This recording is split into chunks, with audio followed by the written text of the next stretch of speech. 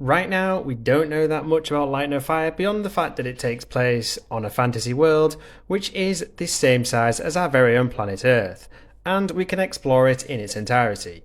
We can survive, build, and explore on this planet together with other players, and unlike No Man's Sky, Light No Fire is going to include RPG elements crammed in there as well. As I said, beyond this, we don't really know anything other than that, so I've come up with 10 questions we'd all love to know the answers to before the game eventually gets released. So without further ado, let's go ahead and get stuck into those.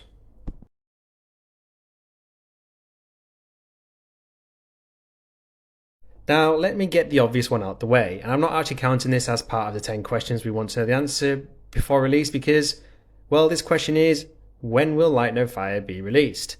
Now, as of the creation of this video, we don't even know the release window of the game, let alone its specific release date. But at this stage, I don't think that's an issue. I am, however, going to make a prediction, and I think the game is going to get released in 2026, not 2025, and I'm going to let you know why. Now, first up, the time taken between the release of No Man's Sky and its initial showcase was, well, I think it was about 3 years, give or take. And that wasn't even a smooth release by any stretch of the imagination. So Hello Games are going to want to get the launch of Light No Fire right, so not to repeat past mistakes. Hence my prediction of 2026, not 2025. Now, do you guys have any different opinions on that? And if so, let me know in those comments below. So, starting off with the actual 10 questions, first up is, what platforms will it be releasing on? Now, my guess here would be PC, Xbox Series S and X, and the PlayStation 5, at least initially. The reason being, I just don't think the older consoles and the Switch would be up to handling the technical demands of this game. It would be buggy as hell, constantly crashing, and, well, be a right nightmare to play.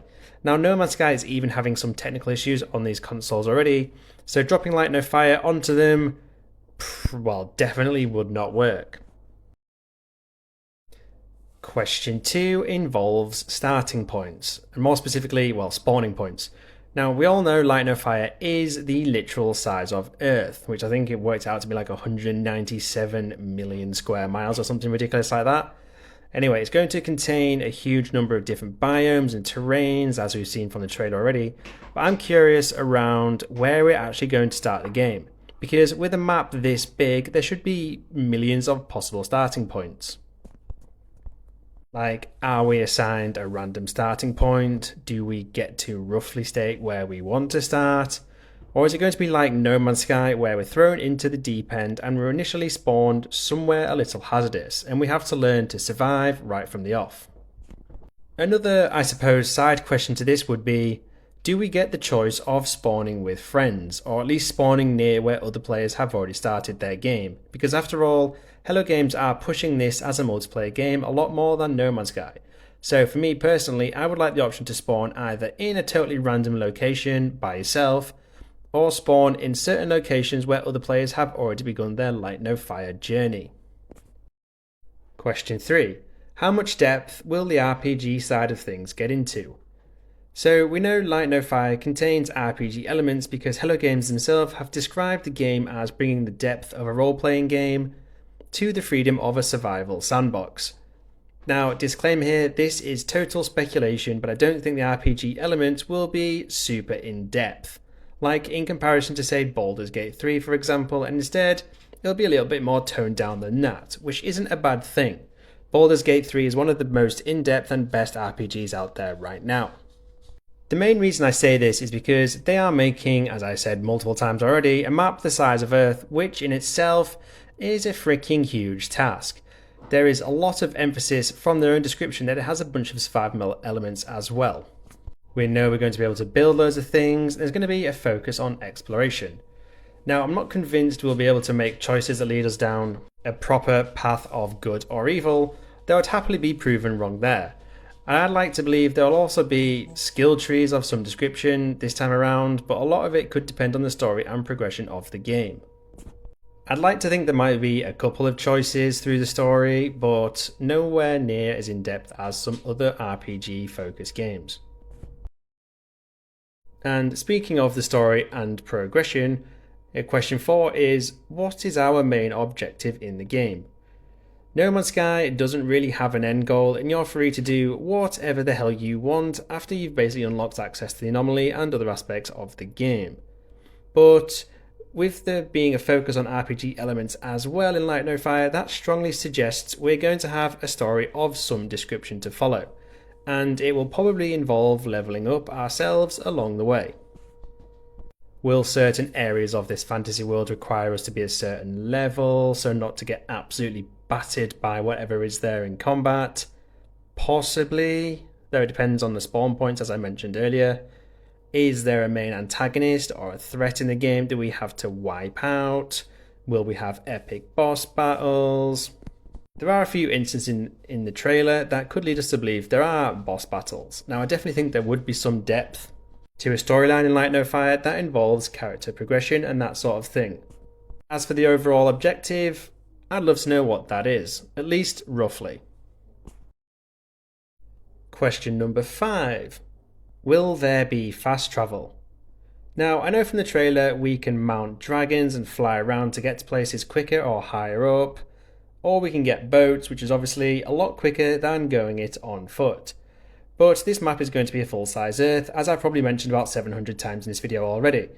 If there isn't fast travel, it would take fucking ages to go from one side of the planet to the other, for example. I suspect there's going to be fast travel, but the main unknown is how it's going to be implemented. Will we only unlock fast travel at a certain level? Will we unlock fast travel to places once we've visited them in the first place, similar to say Fallout or The Witcher 3? Will there be points of interest on the other side of the map that we could fast travel to even if we've never visited it before? Could we fast travel to places that other players have explored already before? Who knows? Overall though, I think this map is too damn big to not include fast travel of some form or another that doesn't involve flying on a dragon. At number 6, how complex are the survival mechanics going to be? In the description for Light No Fire, Hello Games mentioned it is going to have the depth of an RPG game with the freedom of a survival sandbox. Now, as I mentioned, I don't think the RPG side of things is going to be super in depth because it's maybe not designed to be a full-blown RPG because, well, hence the survival sandbox as well. I think it's fair to assume that we could maybe say the same for the survival side of things. Won't be in depth as survival focused games, for example. Now, I suspect we're going to have to rely on resources to survive. Perhaps our character will get hungry or tired. We'll be able to craft resources in order to build shelters to stay away from the hazardous weather. We're going to have to build weapons, cooking utilities, and so on. Now, if you rewind back to the beginning of the year, if you played Palworld when the popularity of that blew up in the beginning, I reckon the survival aspects will have a similar depth to that in Light No Fire. And I'm very curious to see how in depth they actually go for both the RPG and survival mechanics. Now, a question for you guys, what are your opinions on how complex both the RPG side of things and the survival side of things are going to be? Let us know in the comments below. Number 7. What multiplayer features are there going to be? Now, in the description, and in fact in the trailer for Light No Fire, there is a large emphasis on multiplayer. It mentions that we can explore, build, and survive together on this vast fantasy world. So we know a few things that are going to be involved already when it comes to multiplayer. We're going to be able to build structures and outposts and that sort of thing, and they will persist for other players. Now, I'm assuming we can get involved in combat with other players as well whenever we come up against a common foe. But I'm curious to know, can we attack one another? Like, is there going to be a PvP aspect of the game? Or will we always be on the same side, unable to harm one another? Will we be able to co-op quests? Will players be able to go out exploring on their own and set down markers and fast travel points for other players? There are numerous unknowns around the multiplayer currently, but I suspect it will be significantly more in depth than No Man's Sky, because that sort of only really touches on, well, multiplayer. You can see other people and see their bases, but that's about as far as it goes. Question 8. How complex is the building side of things going to be? Or perhaps, how in-depth are the building mechanics going to be? If you take No Man's Sky bases as an example, you can build almost anything you want using the base parts available to you alongside some glitch building. I've even got a playlist here on YouTube showcasing the best bases I've come across over the last 3 or so years, something like that, which you should definitely check out, by the way. But the No Man's Sky bases are limited. For example, you can't upload a base above 3,000 parts in size, at least as of the creation of this video. And I think the save limit over multiple bases is, I want to say 10,000 parts? I could be wrong on that. But anyway, NPCs do not interact with your bases, like at all. The bases are mainly only there for aesthetic purposes only. I mean, sure, you can mine some resources, but that's about as far as it goes. Will they be extending this base building engine in Light No Fire?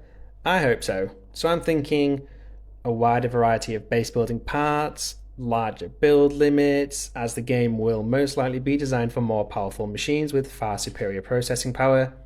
And hopefully these bases, outposts, villages, communities, or whatever you want to call them, will be far more complex. A couple of the features I would love to see this time around added on top are farming resources, including looking after creatures we find, who can then give us resources, hiring NPCs to keep things running smoothly, defense capabilities to prevent raids from enemies, full villages or communities with things like trading, NPCs for crafting, bars, obviously, NPCs to give us quests, amongst a bunch of other things. I think what they're going to do is take the already great building engine from No Man's Sky and dial it all the way up to 11 with Light No Fire. Moving on to question 9. What will the main gameplay loop involve? And the main answer I want from this is it going to be different to that of No Man's Sky? And why do I want to know the answer to that? Well, Light No Fire cannot have the same gameplay loop as No Man's Sky, but just set on a singular fantasy world instead of inside a vast universe. It needs to be different in almost all aspects, not just the setting, because why would we buy it and play it otherwise? I'm hoping there's going to be a much more in-depth story, and instead of focusing on exploration like No Man's Sky, I hope we're focusing on other objectives, with exploration being a secondary objective to it. Perhaps we need to go out and find resources to survive, we find outposts to raid and plunder, we need to take down enemies or factions in certain areas to lessen their influence, all of that good stuff that you can find in some other open world games. Right now we have absolutely no idea what the core gameplay loop is going to involve, but I certainly hope it differs from No Man's Sky. Light No Fire needs to be able to stand on its own 2 feet and deliver an experience never seen before, because otherwise the core mechanics will just be a copy of paste of No Man's Sky in a different setting, and that wouldn't make for a very successful game. Question 10. How complex is the character creation in Light No Fire going to be? So up until now, we know that we can take the form of, I think, a human, a rabbit, a bear, an otter, and then perhaps a couple of others, and that's pretty cool. But what I want to know is, on top of that, do each of these characters have different buffs and attributes? So, for example, a bear is obviously significantly stronger than a rabbit, but the rabbits could probably traverse the ground quicker. And as for otters, they are far better swimmers than both. I really want the character we choose to have an effect on our gameplay, at least to some degree. And as Light No Fire involves RPG elements, there's a good chance this could be the case. I would also love it if we got, say, a few attribute points that we could assign initially to boost certain skills or traits of our character. See Fallout 4 for an example of this. Character creation certainly needs to be more in depth than No Man's Sky, for example, because all you can really change there is your appearance. And I want to be able to affect things like my strength, my speed, my combat capabilities, is there going to be magic involved, magic powers, and everything else you usually want to see. This isn't a slander on No Man's Sky characters, by the way, we're not supposed to be able to tweak these things, but from what Hello Games have said about Light No Fire so far, I'm hoping we get a much more character in-depth and skill tree thing going on here. And there's 10 questions I would love to know the answer to before the release of the game. Disclaimer folks, everything I mentioned around my thoughts on the answers, or hopeful answers I should say, to these questions at this point is total speculation. Some of it could be right, some of it could be absolute total bollocks, who knows? But I know as much as you guys at this point.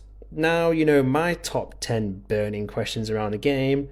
Do you guys have any other questions that you'd love to know the answer to that I haven't included in this list? Or do you have any thoughts on the 10 questions I have included in this video?